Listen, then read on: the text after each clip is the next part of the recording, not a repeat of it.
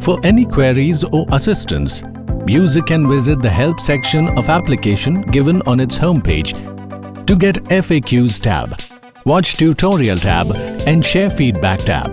The user can use the Share Feedback tab to submit feedback or a grievance regarding the scheme or the application.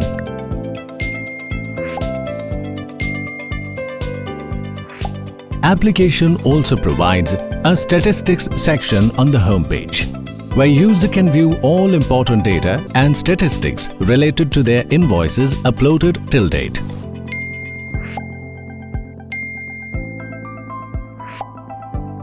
Users are advised to keep visiting notification section for regular updates on the lucky draw, prizes and other important information regarding the scheme. There is also a profile section where users can view their profile details entered during sign-up. At the lower part of this page, the users also get the logout button by which they can simply log out of the application.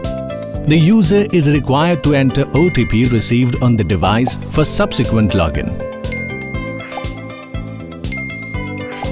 This service can also be accessed through our web portal by visiting web.merabill.gst.gov.in.